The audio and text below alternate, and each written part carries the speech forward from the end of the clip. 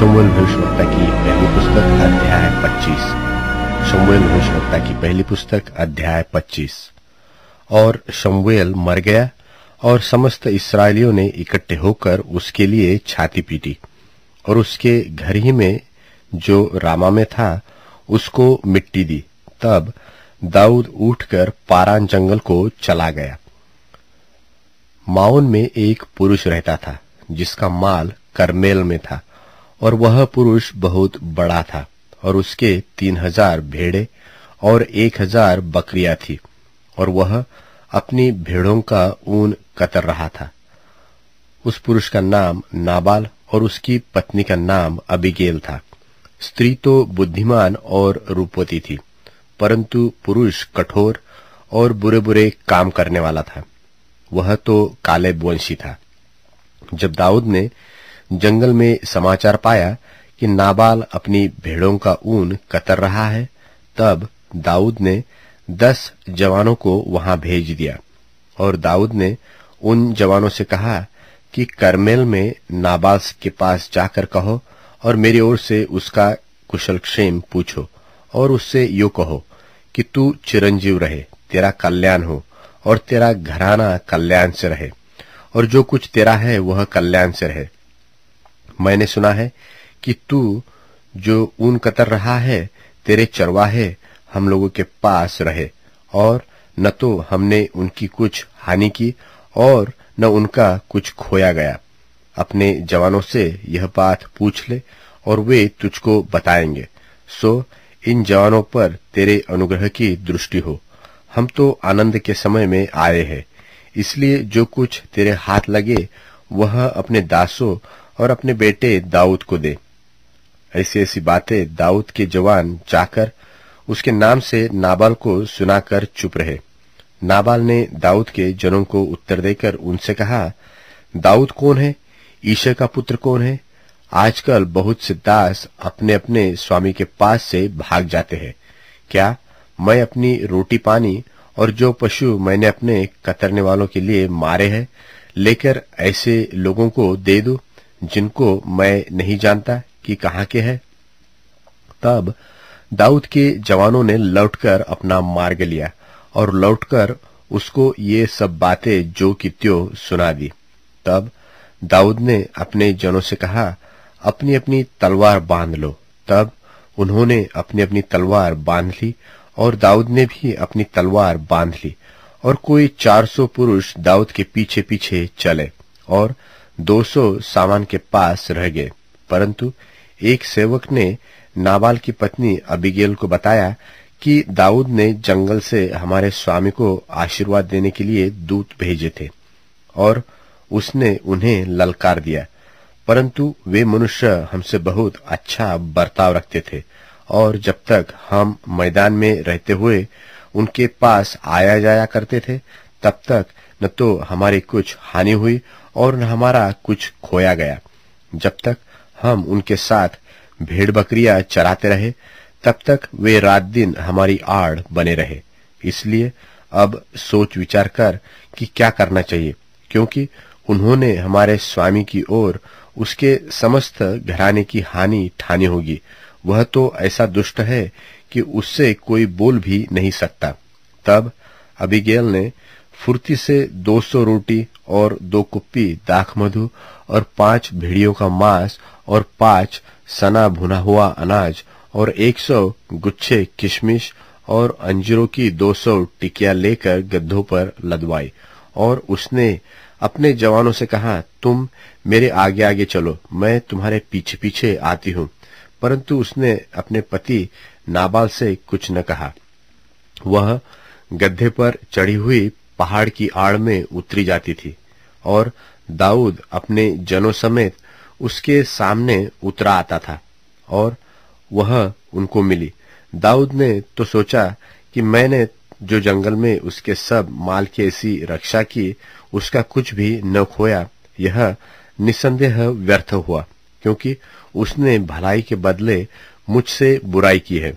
यदि बिहान को उजियाला होने तक उस जन के समस्त लोगों में से एक लड़के को भी मैं जीवित छोड़ूं, तो परमेश्वर मेरे सब शत्रुओं से ऐसा ही करे। वरन इससे भी अधिक करे। दाऊद को देख अबीगैल फुर्ती करके गड्ढे पर से उतर पड़ी और दाऊद के सन्मुख मुंह के बल भूमि पर गिरकर दंडवत किया। फिर वह उसके पांव पर गिर के कहने लगी, हे मेरे प्रभु, यह अपराध मेरे ही सिर पर हो।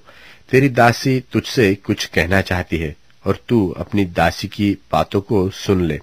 मेरा प्रभु उस दुष्ट नाबाल पर चित्त न लगाए, क्योंकि जैसा उसका नाम है वैसा ही वह आप है। उसका नाम तो नाबाल है और सचमुच उसमें मूढ़ता पाई जाती है। परंतु मुझ तेरी दासी ने अपने प्रभु के जवानों को, जिन्हें तूने भेजा था, न देखा था। और अब हे मेरे प्रभु, यहोवा के जीवन की शपथ और तेरे जीवन की शपथ कि यहोवा ने जो तुझे खून से और अपने हाथ के द्वारा अपना पलटा लेने से रोक रखा है, इसलिए अब तेरे शत्रु और मेरे प्रभु की हानि के चाहने वाले नाबाल ही के समान ठहरे।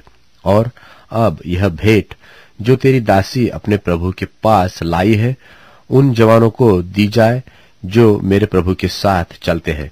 अपनी दासी का अपराध क्षमा कर, क्योंकि यहोवा निश्चय मेरे प्रभु का घर बसाएगा और स्थिर करेगा, इसलिए कि मेरा प्रभु यहोवा की ओर से लड़ता है और जन्म भर तुझमें कोई बुराई नहीं पाई जाएगी। और यद्यपि एक मनुष्य तेरा पीछा करने और तेरे प्राण का ग्राहक होने को उठता है, तो भी मेरे प्रभु का प्राण तेरे परमेश्वर यहोवा की जीवन रूपी गठरी में बंधा रहेगा और तेरे शत्रुओं के प्राणों को वह मानो गोफन में रखकर फेंक देगा। इसलिए जब यहोवा मेरे प्रभु के लिए यह समस्त भलाई करेगा जो उसने तेरे विषय में कही है और तुझे इस्राएल पर प्रधान करके ठहराएगा, तब तुझे इस कारण पछताना न होगा व मेरे प्रभु का हृदय पीड़ित न होगा कि तूने अकारण खून किया और मेरे प्रभु ने अपना पलटा आप लिया है। फिर जब यहोवा मेरे प्रभु से भलाई करे, तब अपनी दासी को स्मरण करना। दाऊद ने अबीगैल से कहा, इस्राएल का परमेश्वर यहोवा धन्य है, जिसने आज के दिन मुझसे भेंट करने के लिए तुझे भेजा है, और तेरा विवेक धन्य है, और तू आप भी धन्य है कि तूने मुझे आज के दिन खून करने और अपना पलटा आप लेने से रोक लिया है। क्योंकि सचमुच इस्राएल का परमेश्वर यहोवा, जिसने मुझे तेरी हानि करने से रोका है, उसके जीवन की शपथ, यदि तू फुर्ती करके मुझसे भेंट करने को न आती, तो निसंदेह बिहान को उजियाला होने तक नाबाल का कोई लड़का भी न बचता। तब दाऊद ने उसे ग्रहण किया जो वह उसके लिए लाई थी। फिर उससे उसने कहा, अपने घर कुशल से जा। सुन, मैंने तेरी बात मानी है और तेरी विनती ग्रहण कर ली है। तब अबीगैल नाबाल के पास लौट गई और क्या देखती है कि वह घर में राजा किसी जेवनार कर रहा है और नाबाल का मन मगन है और वह नशे में अति चूर हो गया है। इसलिए उसने भोर के उजियाले होने से पहले उससे कुछ भी न कहा। बिहान को जब नाबाल का नशा उतर गया, तब उसकी पत्नी ने उसे कुल हाल सुना दिया। तब उसके मन का हियाव जाता रहा और वह पत्थर सा सुन हो गया। और 10 दिन के पश्चात यहोवा ने नाबाल को ऐसा मारा कि वह मर गया। नाबाल के मरने का हाल सुनकर दाऊद ने कहा, धन्य है यहोवा, जिसने नाबाल के साथ मेरी नामधराई का मुकदमा लड़कर अपने दास को बुराई से रोक रखा।